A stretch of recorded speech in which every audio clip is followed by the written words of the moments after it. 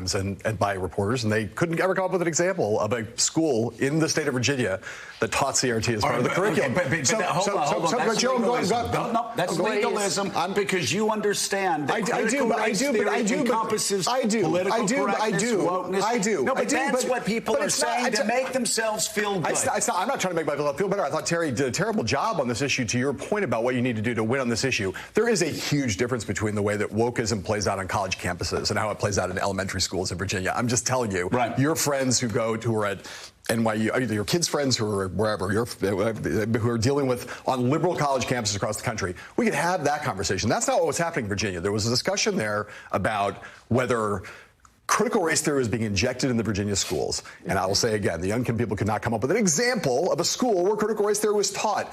What I do think that Terry's handling of it was malpractice. And it's in a situation where Youngkin was trying to take an issue, education, that is never, in my experience, you guys might have other experience, have never been the number 2 issue in a statewide race. Never seen that before. That was as soon as that finding came out from the exit poll last night, before they started doing numbers, I was like, oh, Terry's in trouble. McAuliffe's in trouble.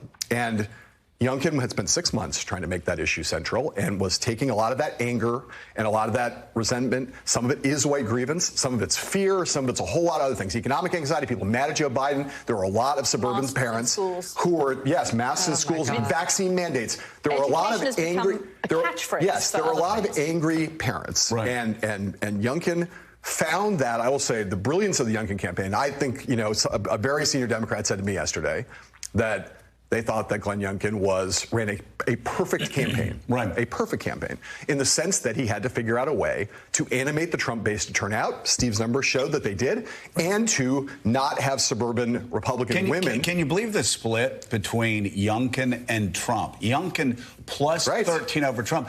This is, I said early on, just sort of passing, last night was a very bad night for Donald Trump because there's a guy who kept him in a lockbox.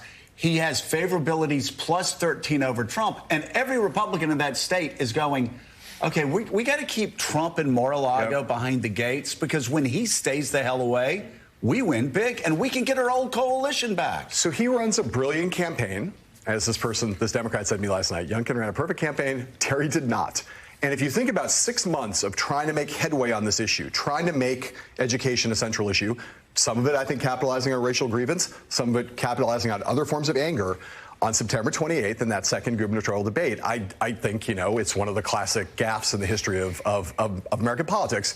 Terry was up 5 points in the state at the end of September. He says, just to get it on the record, he didn't say they shouldn't be involved in the classrooms. He said, I don't think parents should be telling schools what they should teach. Now, he was trying to say, and if he'd said it the right way, I don't think that mobs of parents should be banning books. That's what he meant. And he's should have said that. But no, I agree. So that's why I said it's a huge gaffe.